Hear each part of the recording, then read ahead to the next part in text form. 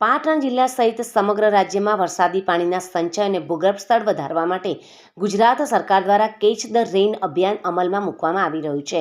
આ અભિયાન અંતર્ગત ખેતરનું પાણી ખેતરમાં અને સીમનું પાણી સીમમાં અભિગમ સાથે ખેડૂતોને પાણી સંચયના માધ્યમો અપનાવવામાં પ્રોત્સાહન કરવામાં આવ્યા છે।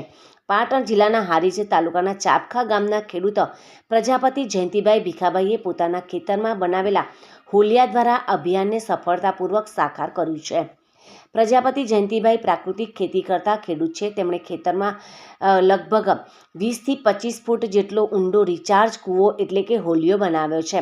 વરસાદી પાણી અથવા કેનાલનું વધારાનું પાણી ખેતરમાં ભરાય ત્યારે તે સીધું આ હોલિયામાં શોષાઈને જમીનમાં ઉતરી જાય છે, જેના કારણે વરસાદના સમયમાં જમીનમાં સંચિત થયેલું પાણી ઉનાળામાં પણ ઉપયોગી બને છે। જયંતિભાઈ જણાવે છે કે ચોમાસામાં ભરાયેલું પાણી ઉનાળાની ઋતુમાં ખેતી માટે ખૂબ જ ઉપયોગી સાબિત થાય છે।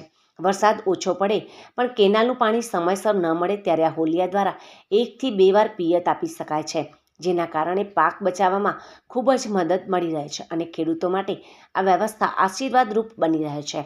હોલિયા બનાવવાનો ખર્ચ પણ ખૂબ જ ઓછો આવે છે। લગભગ 20 થી 25 ફૂટ પાઇપ નાખી તેમાં કપચી ભરી અને મજૂરી સહિત કુલ મળીને આશરે 10 થી 15,000 રૂપિયાના ખર્ચમાં હોલિયો તૈયાર થઈ જાય છે, પરંતુ તેના બદલામાં ખેડૂતોને પાક બચાવવાથી અને ઉત્પાદન વધવાથી લાખો રૂપિયાનો લાભ પણ મળી શકે છે। જયંતિભાઈના જણાવ્યા મુજબ આ હોલિયામાંથી મળતું પાણી પીવા માટે પણ ખૂબ જ શુદ્ધ અને ઠંડુ હોય છે, જે મિનરલ વોટર જેવી ગુણવત્તાવાળું લાગે છે। તેથી ખેતી ઉપરાંત પીવાના પાણી માટે પણ તેનો ઉપયોગ થઈ શકે છે। તેમણે અન્ય ખેડૂતોને પણ અપીલ કરી છે કે દરેક ખેતરમાં આવા રિચાર્જ કૂવા અથવા હોલિયા બનાવવામાં આવે તો વરસાદી પાણીનો યોગ્ય ઉપયોગ થશે અને ભૂગર્ભ જળસ્તર પણ વધશે। ગુજરાત સરકારનું કેચ ધ રેઇન અભિયાન ખેડૂતો માટે અત્યંત ઉપયોગી સાબિત થઈ શકે છે અને પાણી સંચય દ્વારા કૃષિ ક્ષેત્રને વધુ મજબૂત બનાવી શકાય છે। મારું નામ પ્રજાપતિ જયંતિભાઈ ભીખાભાઈ પ્રજાપતિ છે। ગામ ચાપખા, તાલુકો હારીજ, જિલ્લો પાટણ।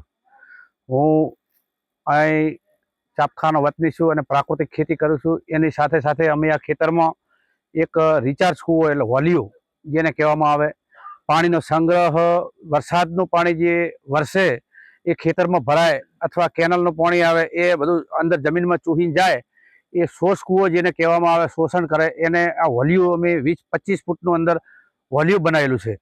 એ હોલિયાનું પાણી ખૂબ સરસ આવે છે અને જેટલું ચોમાસામાં ઉતરે એટલું અત્યારે ઉનાળામાં નીકળે છે પાણી।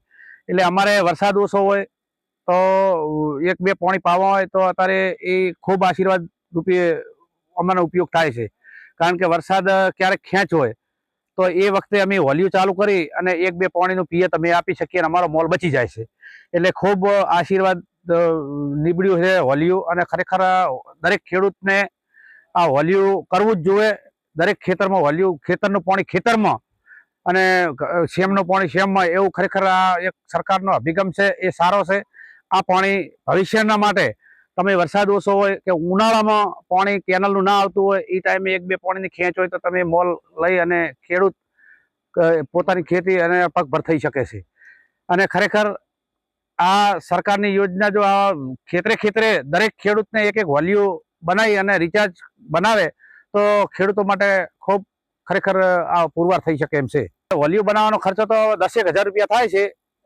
હોલિયું બનાવવાનો પાઇપ 25 ફૂટ પાઇપ નાખવાની હોય, એમાં થોડી કપચી નાખવાની હોય અને 5,000 રૂપિયાનું મેન્ટેનન્સ મજૂરી થાય છે રિંગવાળાની। પણ તમને લગભગ 10,000-15,000 રૂપિયાના ખર્ચામાં એનો જો ઉપયોગ ગણીએ ને તો 2 લાખની આવક આલે અને 3 લાખની આલે, લાખની આપી દે, એટલે ખૂબ ફાયદો થાય એમ ખરેખર। અને ઉનાળામાં પીવા માટે પણ ખૂબ એવું મિનરલ વોટર જેવું પાણી હોય ને એવું પાણી ઠંડુ એકદમ આવે છે, પીવા માટે ખૂબ ઉપયોગી છે પાણી।